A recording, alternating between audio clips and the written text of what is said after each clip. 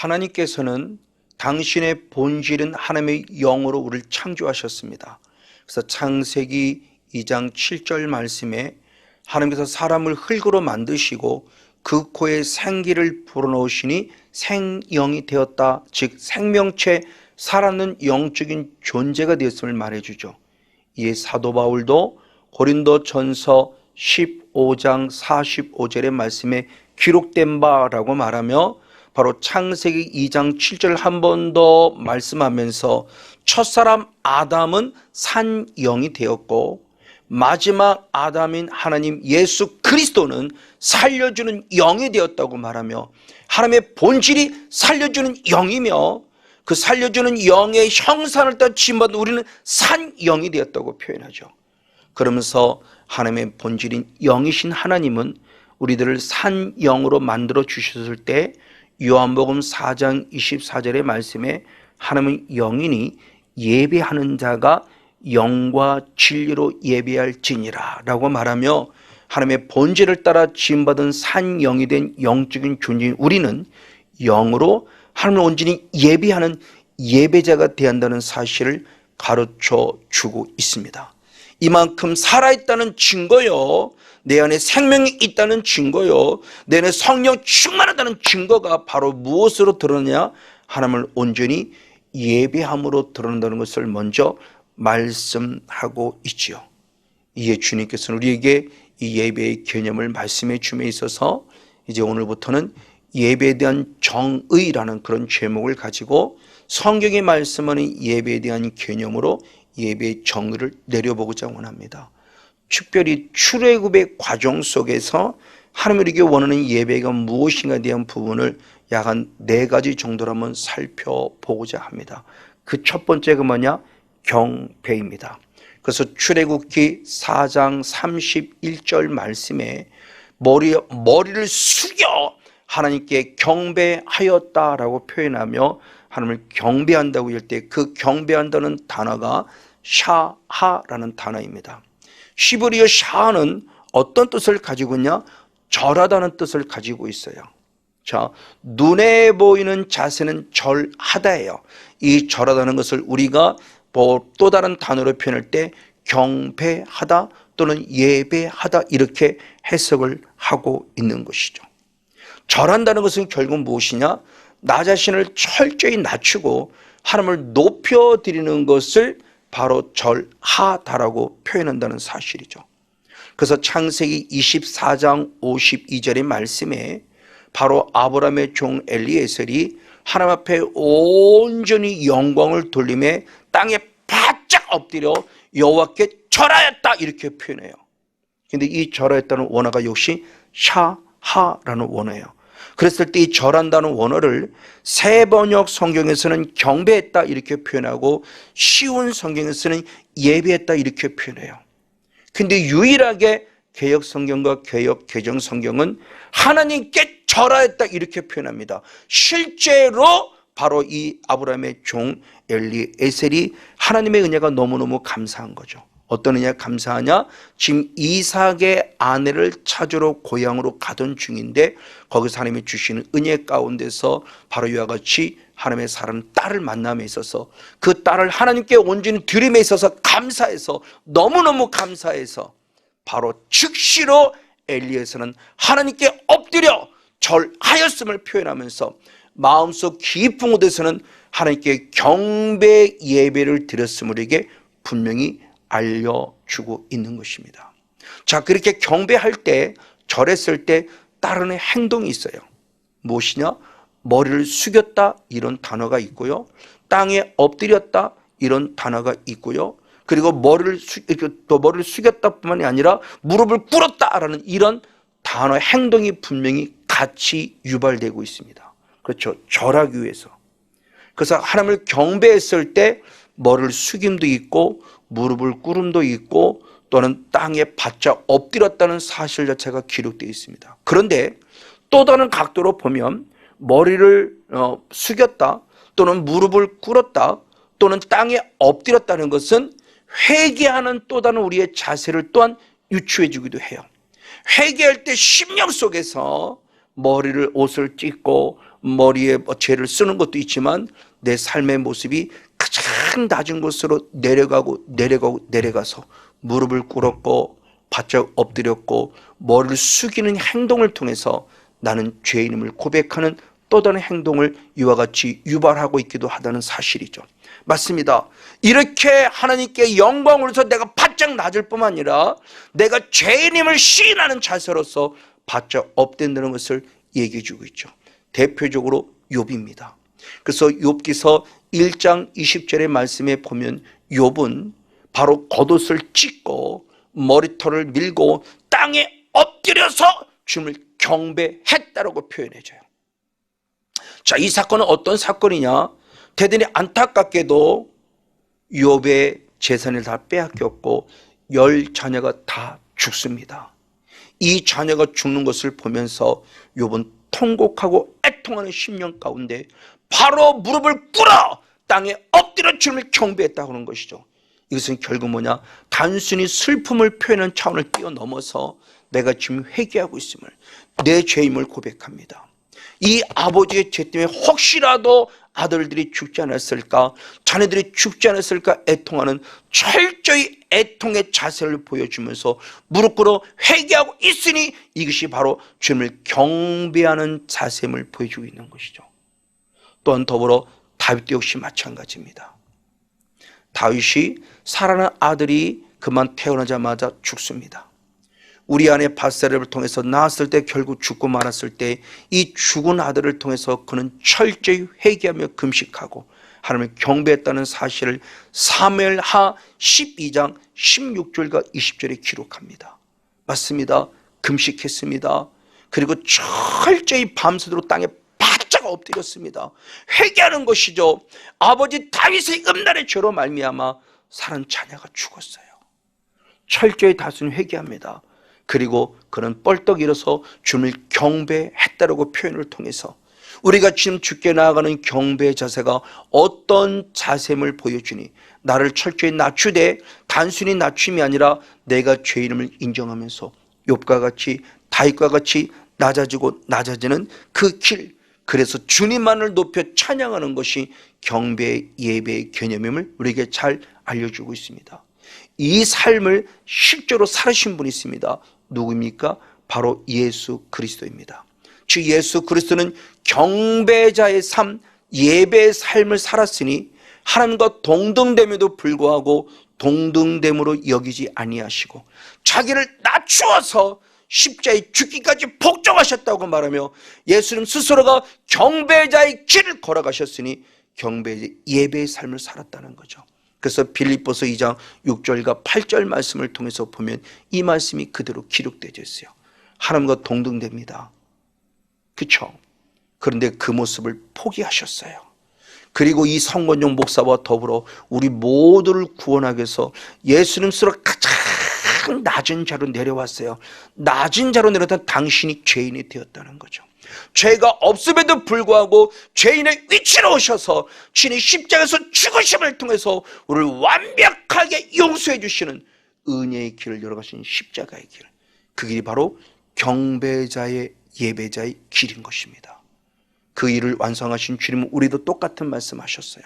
그래서 마태복음 16장 24절의 말씀에 나를 쫓으려거든 자기를 부인하고 자기 십자가를 지고 예수님의 십자가를 따라와라 라고 말하며 우리도 철저히 경배자의 삶을 살아감 속에 오늘도 죽고 내일도 죽고 늘 십자가 앞에 무릎 꿇어야 될 것을 말씀해 주고 있죠.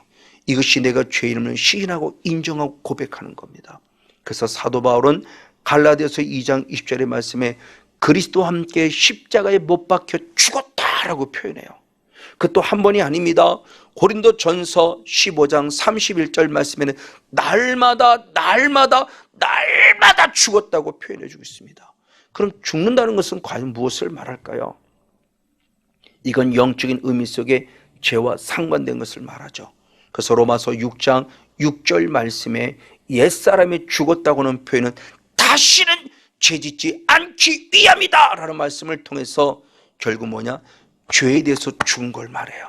내가 철저히 죄에 대해서 죽어야만 진정한 내 안에 예수 그리스도만 살아나는 것이고 죄에 대해서 죽을 때 죄성이 결국 죽었다는 것을 통해서 내 안에 어둠의 나로부터 떠나갔다는 사실을 분명히 가르쳐 주고 있는 것이죠. 그럼 그 어둠이 떠나간다는 것은 언제 가능한가? 성령을 힘입을 때만이 가능합니다.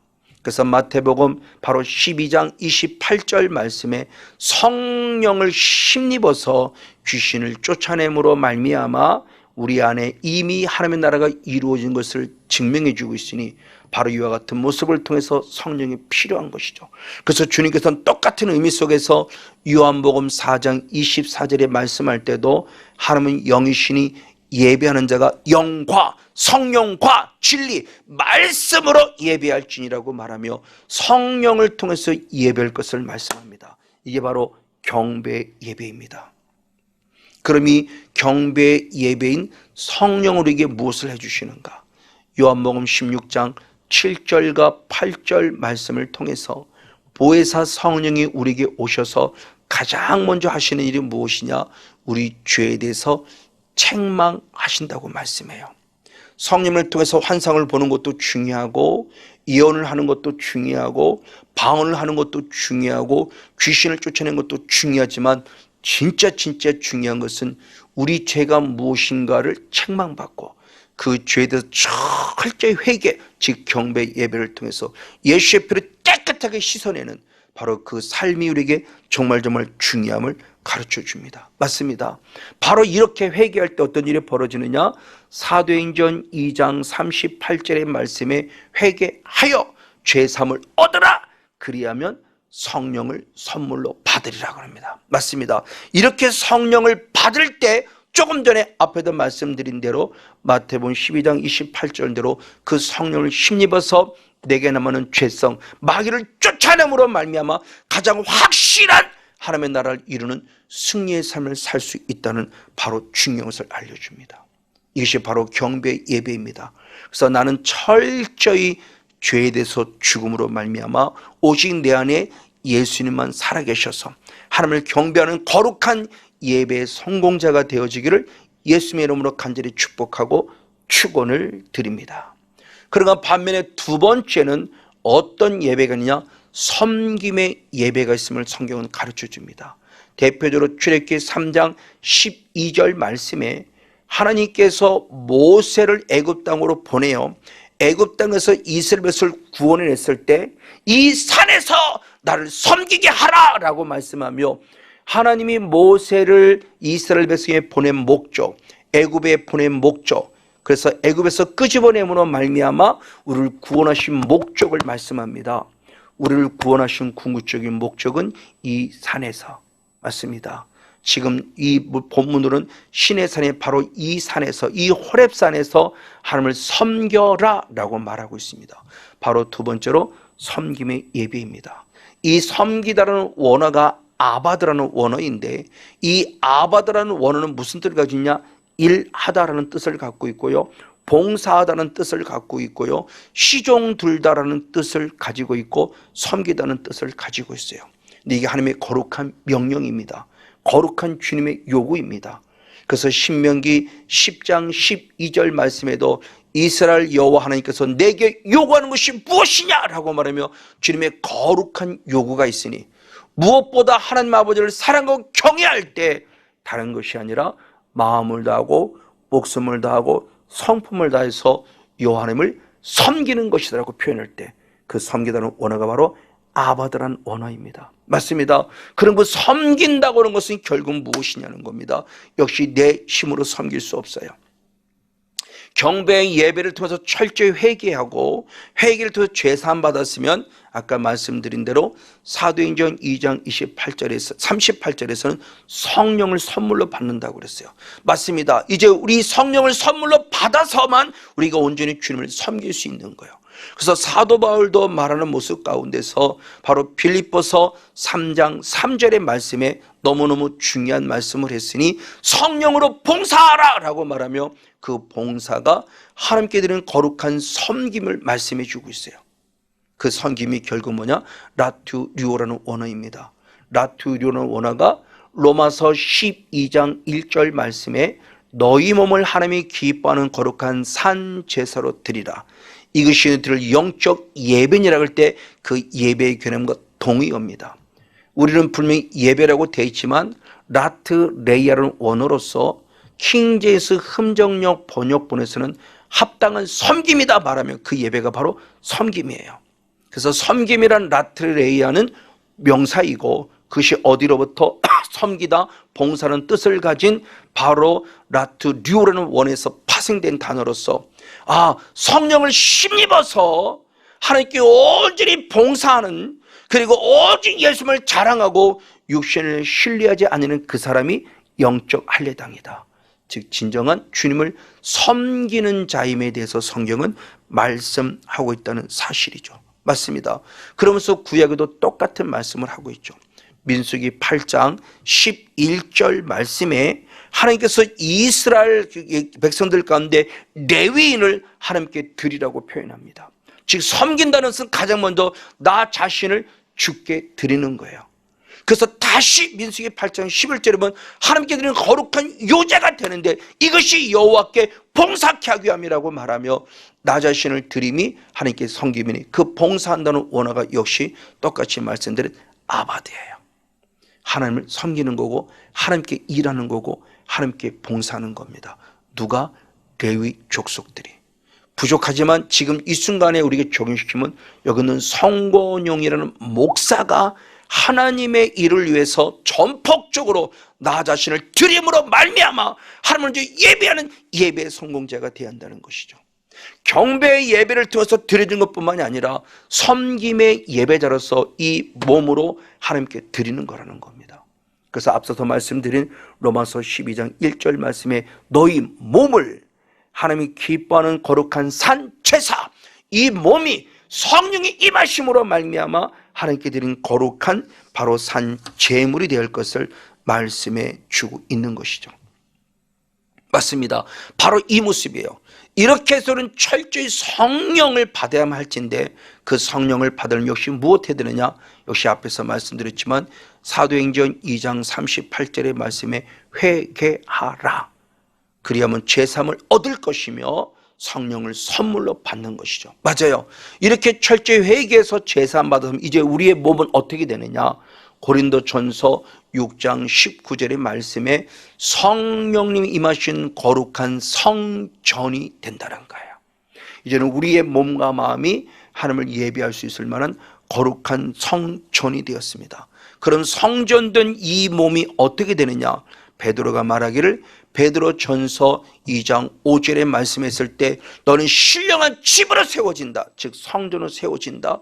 그리고 하나님이 기쁘게 받으실 신령한 제사를 드릴 거룩한 제상이 되라 라고 말씀하면서 우리에게 거룩한 명령을 주니 이제는 성령님으로 말미암아 신령한 집 거룩한 성령의 전이 되었기에 이제 하나님이 기쁘게 받으실 신령한 제사를 드릴, 맞아요, 영적인 제사를 드릴, 내 삶의 영역 속에서 온전히 하나님께 섬김으로 드려진 거룩한 육체가 될 것에 대한 부분을 말씀하죠.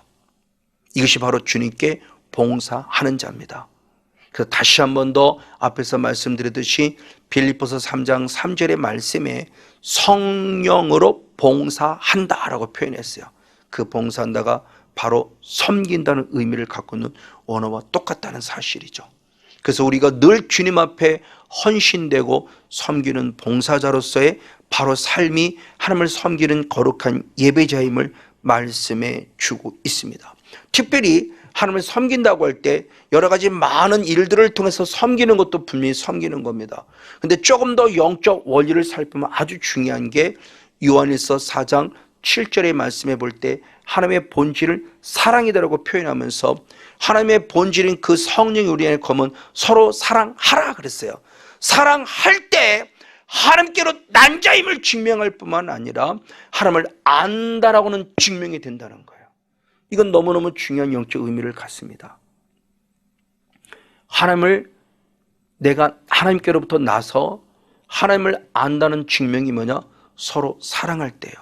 이걸 역으로 표현하면 사랑하지 않으면 어떻게 되냐는 겁니다. 이걸 사도 요한이 다시 말씀했으니 요한일서 4장 20절의 말씀에 눈에 보이는 사람을 사랑하지 아니하면 눈에 보이지 않는 하나님을 사랑한다는 건 거짓말이라는 거예요. 제가 2009년 9월 달 하나님을 인격적으로 만나면서 첫 번째 들은 음성이 요한일서 4장 20절이었어요. 저는 목사로서 바로 경배 예배는 철저히 했어요. 그러나 삶의 영역 속에서 섬김의 예배자는 되지 못했어요. 가정에 돌아가서 아내에게, 가정에 돌아가서 자녀들에게 이 좋은 영성을 유산을 물려주지 못하고 오히려 그들을 윽박질렀고 내 소유물이냐 아내에게 함부로 했고 자녀들에게 함부로 한 게 저의 모습이었어요. 그리고 하나님을 인격적으로 할 때 가장 첫 번째 이 음성을 듣고 정말 저는 통곡하며 눈물을 흘리며 기도했고 장장 4개월 동안 저는 회개하며 눈물 속에서 살아갔어요. 그리고 이 은혜가 제게 임하고 나서 가장 먼저 첫 번째란 열매가 뭐냐, 내 안에 천국이 이루어짐이 끝남이 아니라 가정천국을 만들 수 있었던 거예요. 왜? 아내를 사랑하고 아내를 섬길 수 있었어요. 맞아요. 눈에 보이는 아내도 사랑하지 못하면서 눈에 보이지 않는 하나님을 사랑한다고요? 그건 새빨간 거짓말이라는 거예요. 저는 이 말씀이 얼마나 충격적으로 와닿는지 모릅니다. 그래서 철저히 회개했고요. 그 회개의 모습이 가정천국을 이루었으니 아내와의 관계가 아름다워졌고 자녀들과의 관계가 회복되었으니 하나님을 진정 섬기는 예배자의 삶을 지금까지 13년 지나기까지 변함없이 더 풍성하게 살아가고 있다는 것은 얼마나 감사한지 모릅니다. 맞습니다. 이런 대표적인 인물이 누구냐? 바로 사울이었습니다. 사도 바울 되기 전에 사울의 모습이었어요. 그런 사울은 어떤 사람이느냐? 사도행전 8장 3절의 말씀에 보니 사울이 교회를 핍박했어요. 교회를 침멸했어요. 그리고 각 집에 들어가서 남녀들, 예수를 나의 구원자로 믿는 남녀들을 감옥에 갇히는 것을 자신의 사명을 알았어요. 그건 자기가 그것이 오히려 하나님께 열심이라고 착각한 신앙을 가졌어요. 그러다가 드디어 그가 다메섹 도상의 사람을 인격적으로 만나죠. 하나님을 인격적으로 만날 때 무슨 음성을 듣느냐? 바로 사도행전 9장 5절의 말씀에 볼 때 나는 내가 핍박하는 예수라 라는 이야기를 들어요. 청천벽력 같은 정말 충격적인 얘기입니다. 사울은 예수님을 죽이지 않았어요. 그런데 예수님이 핍박을 받았대요. 이 말은 뭘 말하는 걸까요? 결국 예수 믿는 사람을 죽였고 스데반을 죽였고 감옥에 갇히는 일이 그 사람을 감옥에 갇히고 죽이고 그를 핍박한 것이 아니라 그분 안에 계신 예수님을 핍박한다라는 영적 원리를 알려줍니다. 그래서 그는 디모데전서 1장 13절과 15절에 말씀할 때 내가 비방자가 되고 내가 폭행자가 되고 내가 박해자가 된 것은 내가 하나님을 알지 못할 때에 하나님을 믿지 아니함으로 지은 죄라고 고백하며 나는 죄인 중에 괴수라고 고백하죠. 맞아요. 아까 앞서도 말씀드린 요한일서 4장 7절 말씀에 하나님을 사랑해야 되는데 사랑한다고 말하면서 서로 사랑하지 않으면 하나님께 난 자가 아니라는 거죠. 사랑을 해야만 하나님께 난 자, 하나님의 자녀이고 하나님을 안다고 그랬어요. 근데 이 바로 사울은 많은 사람을 핍박하고 폭행함으로 말미암아 자기는 하나님을 믿는 게 아니었고 하나님을 아는 게 아니었다는 충격적인 고백을 합니다. 맞습니다. 바로 이와 같은 모습을 우리에게 뭘 말씀해 주는가? 히브리서 13장 16절 말씀은 선을 행하고 서로 나눠주는 것이 제사이며 이것이 하나님이 기뻐하는 거라고 표현해요. 너무너무 중요합니다. 꼭 모여서 무릎을 꿇어야만 제사를 드리고 예배를 드린 게 아니라 삶 속에서 이웃을 사랑하고 이웃에게 나눠줄 수 있을 때, 왜? 그분 안에 계신 예수님을 섬기는 거니까요. 이것이 바로 진정한 섬김이요 이 섬김이 하나님께 영광의 예배인 걸 말씀해 주고 있습니다. 그래서 주님은 마태복음 25장 40절의 말씀에 지키 작은 것이 곧 내게 한 것이라는 말씀입니다. 맞습니다. 내 곁에 아내가, 내 곁에 남편이, 내 곁에 부모님이, 내 곁에 자녀들이, 목회자는 성도는 목회자가 하나님이 주신 지키 작은 자입니다. 그분 안에 예수님이 계시기 때문입니다. 서로 사랑하고 섬김을 통해서 예수님을 섬겼다 인정받을 때 하늘의 신령한 복과 땅의 기름짐을 마음껏 공급받는 섬김의 예배의 성공자 우리 모두가 되어지기를 예수님의 이름으로 간절히 축복하고 축원을 드립니다.